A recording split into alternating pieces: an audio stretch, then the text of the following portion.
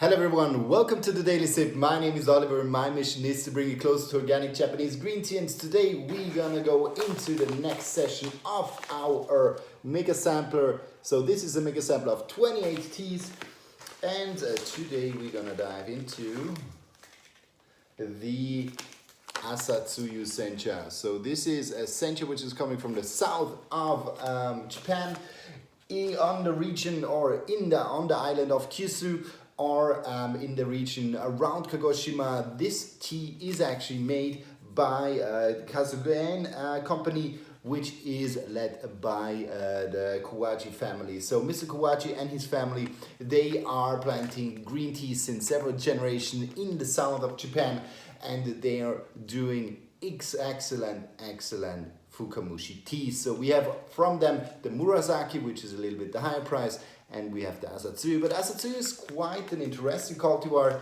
So cultivar meaning green tea type or green tea varietal. And with the Asatsuyu, this is actually quite a rare tea. It's not that the tea is not very well known, but it's more a challenge of the farmers, which are especially more in the northern parts, so around the region of Shizuoka, to plant this tea type because it's very frost sensitive. It is super interesting in terms of taste. It is often compared to gyokuro or gyokuro, how the Japanese say. And here often it is said that it has a very similar taste. It has of this fineness, sweetness also, and it is interesting sencha cultivar, especially for the Fukamushi production. So this sencha can become very sweet and very fine. It's nice kind of sweet notes, but as well as grassy notes are very well appreciated. But as I said before, quite a challenging cultivar tea varietal for the tea farmer due to its frost sensitiveness. And on the other hand, it also is that Asatsuyu has quite smaller leaves, and the harvest or the yield finally is lower. So it is also from a tea amount perspective for the farmers not really interesting to plant Asatsuyu. But we found the Kawaji family, and they are doing actually a very beautiful Asatsuyu. So this Asatsuyu is also a shaded tea, so you will see it as soon as I show you the leaves. It's not very long shaded. We talk here about 7 days. So gyokuro, as you might know, can go up to 21 days. But here, for example, this is now an Asatsuyu, shade grown 7 days. So you can really see there's still a very beautiful sweetness, so kind of a nice greenness to it also. And but you can also see that the tea leaves are actually quite dark, already going in the direction, but still you can see that this tea is not a gyokuro. This tea is a sencha, thanks to its beautiful green notes. And what you can see as well when I come back is really a little bit this nearly dusty parts here, clearly a sign for that it is a Fukamushi tea, so a longer steam tea. But as well, this tea shows some quite some bigger leaves as well. So it's a good mix. But finally, Fukamushi long steamed tea, or also deep steamed tea called. This is a way which how also quite high cultivars, high quality cultivars can make even a little bit sweeter, can be done in the way that we have a more sweetness, less astringency. So the Fukamushi kind of method also slowly gets to be known in the West. We start to dive into this type of tea because we often, besides maybe the Italians, are looking for teas which are not too bitter, not too astringent. So we are looking for something sweet, round, smooth, and therefore the Fukamushi in combination with Asatsuyu can be a very good opportunity. So when we go into this steeping of this tea, just as a suggestion to you, when you buy a teapot, if you want to have a teapot which is quite flexible, try to get one with a metal strainer which goes all around. What is nice is the metal strainer actually leaves a little bit of space between the clay and the tea itself. So when you have Fukamushi, so kind of deep steam teas which have finer particles, finer tea leaves, and even a little bit brittle tea leaves, they can on a normal teapot clog the strainer a little bit, but as you have here a strainer which goes all around, this teapot is especially made for fukamushi. So what we're gonna do is we're gonna take this fukamushi teapot and we're gonna fill it with the 5 grams which come with the sample. If you're looking for the tea, this is the tea pack of this tea. So this is actually the tea pack of Mr. Kawaji's Asatsuyu. Good. So then I like to brew this tea always a little bit at a lower temperature. Now it went down to 140 Fahrenheit, so around 162, 60 to 62 degrees. I'm gonna just heat it up a little bit more. I want to brew this tea at around 65 to 70 degrees Celsius, which is around 150 to 155 degrees Fahrenheit. So we're just gonna brew this, or kind of boil the water a little bit. I'll bring the water a little bit to a higher temperature, and then we're gonna brew this tea. What is nice about the Asatsuyu is actually that not only it has a very, very fine and sweet note, but thanks to the fact that Mr. Kawaji does it as a fukamushi, slow or kind of short steeping is really a thing you can do with this tea here. Here we talk about 45 seconds, which will be enough just to brew it and to bring it to a nice brewing. What is also nice about the Asatsuyu is often you have this typical very strong dark green color when you're going for shaded tea. Normally the Asatsuyu can even go to kind of a yellowish brewing, especially when it is not shaded. But as soon as you shade it, it will go down a little bit. It gives quite an intense, nice green color to the tea. And this we'll see here with the brewing of this tea, especially when we go to the second one, that we will have a very nice, beautiful and quite a strong green color. So the 45 seconds, they're now through. Now let's have a look how the brewing of this tea is.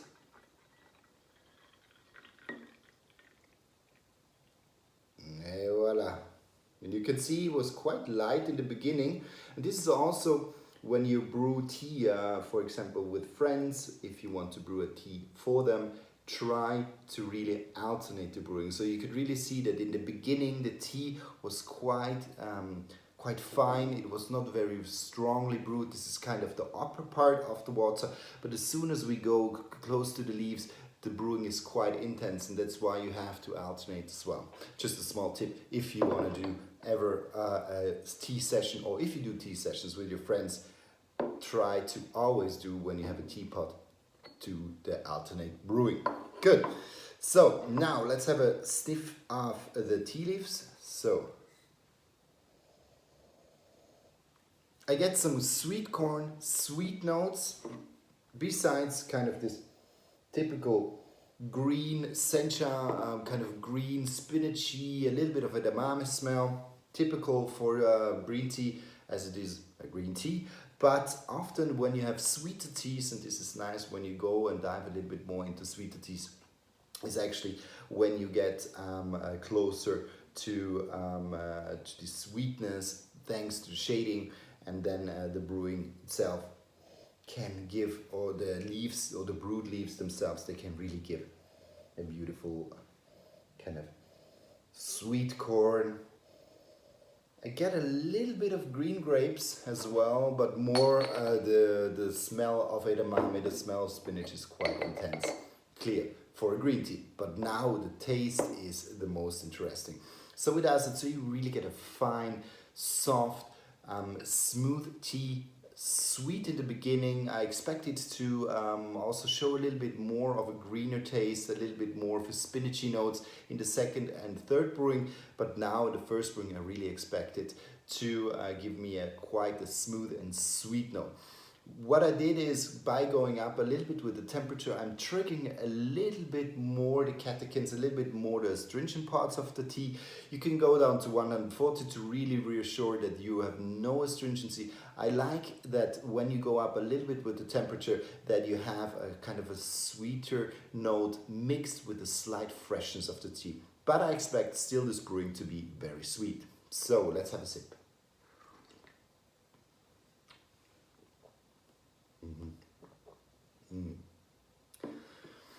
I really get a lot of sweetness, but what's nice is already in the first brewing now, and there's been some time since I have tried this tea, it is actually showing me quite a green note already. So I get edamame, I get a little bit of spinach as well as in the first brewing.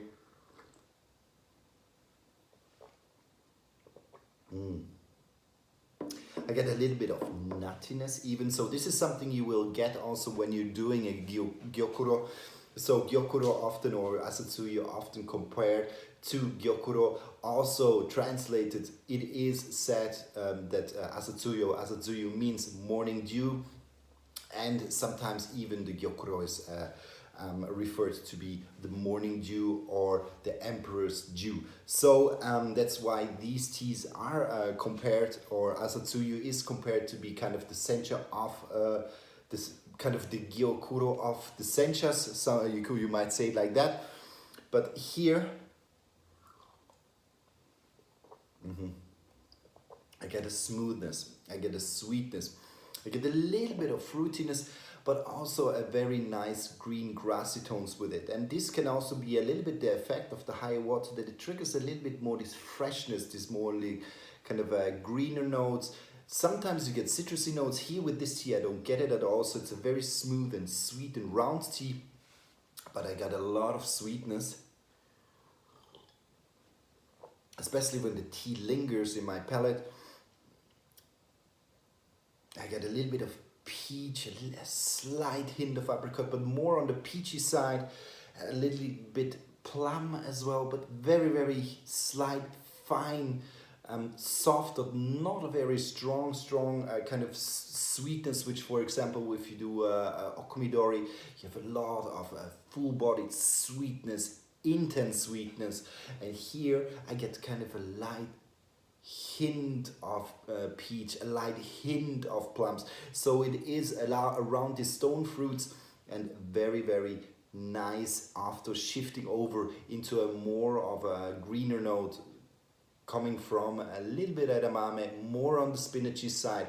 You could even say it's a little bit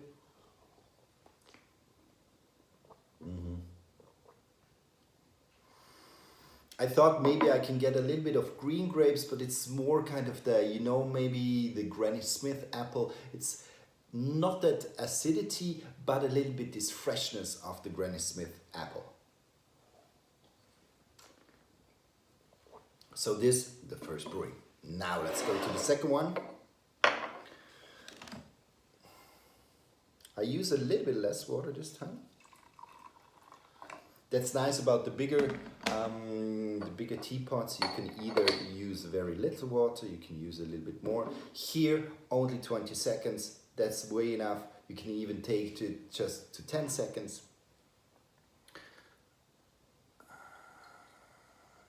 And you see the change in color is just incredible from the first to the second brewing. So now the tea gives really a beautiful, beautiful green noted, but it's super interesting, and I will show it to you closer now, is that there's always this a little bit yellow hint with Asatsuyu. So you see it's an intense green, but there's kind of a small yellow hint with the tea. Here from the front you see it a little bit better.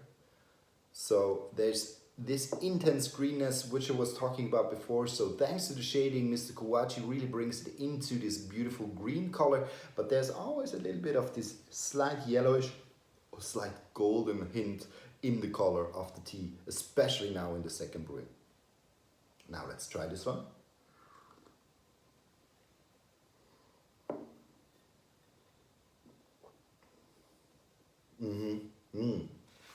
Now we definitely more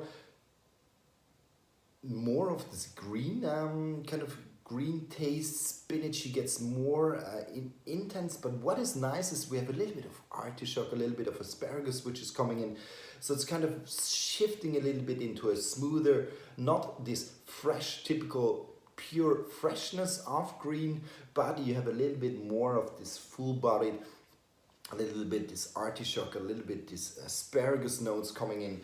They're very small, very fine. The tea stays on kind of a sweet side, but this kind of green, fresher notes, they turn to be into more full-bodied, more kind of a heavier green taste profile, which I would associate more a little bit in the direction of artichoke or a little bit in the direction of asparagus.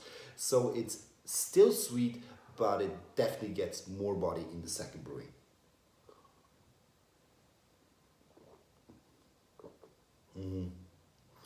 The sweetness moves a little bit. I have a little bit more of papaya flavor now with, so it's moving a little bit away from only peach, only plum, giving it a stronger sweetness in terms of this full bodiness allows kind of its sweetness kind of to manifest more and get a little bit stronger. So I would even say it's shifting a little bit into papaya in the second brewing. So it's super interesting. Sometimes when you take Fukamushi, for example, the Fukamushi Yamagano Sato, which is a mix or a blend between Asatsuyu and Yabukita, with this tea, the first brewing definitely super sweet, intense, and then with the second brewing it freshens up, gives a little bit more of a kind of a greener note, gets intense, more intense in its green notes. But here definitely what we can see is that in the first brewing we have a small kind of finer sweetness, already a little bit of greenness with it, so the green taste, kind of the spinachy taste is already stronger. And now in the second brewing this roundness of the tea comes in, so we have much more of a rounder, a full-bodied tea. This is very different than if we compare this, for example, to the Yamagano Sato, which is also a Fukamushi tea but coming from Shizuoka.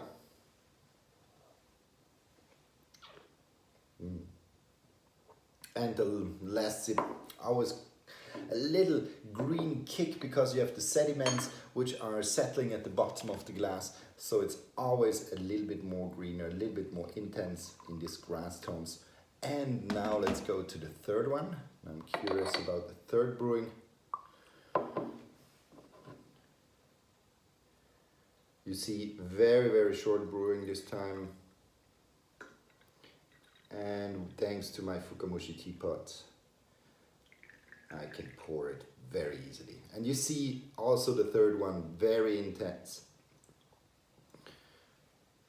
Try to get out les amours, comme on dit en français, and a little bit of the last drops. These are the most important, especially with Fukamushi. Might take a little bit more time to get it out, but as well here we see this intense green color, even moving a little bit more into the yellow. But let's see how the taste will be now.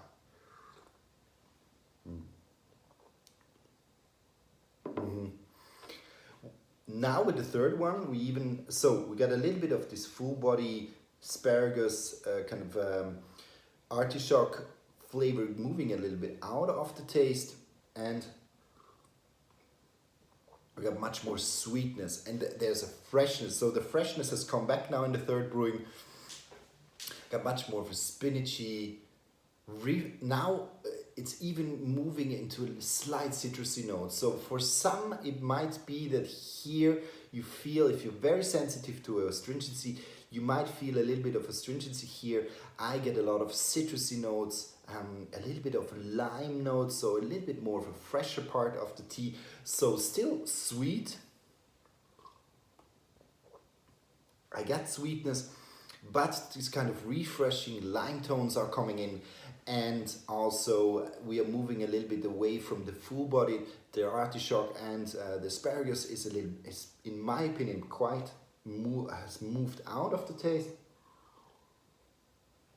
and really leads kind of or leaves space for a more of a sweet, refreshing, citrusy lime notes coming in. So now we had a first brewing, which is fine, sweet with a little bit of greenness. Then we go to a full-bodied note, sweetness, a little bit of asparagus, a little bit more dense, maybe a little bit heavier as well in the second brewing. And then the third brewing then moves into this a little bit more lime juice, citrusy notes mixed with a nice sweetness, which we still get a little bit from the stone fruits.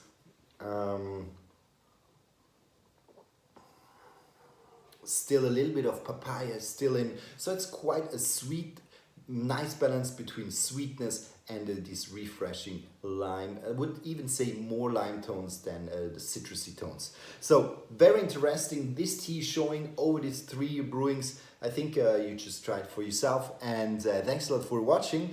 And if you ever have a question, please feel free to ask us. We'll be more than happy to answer all your questions. Bye bye, see you next time.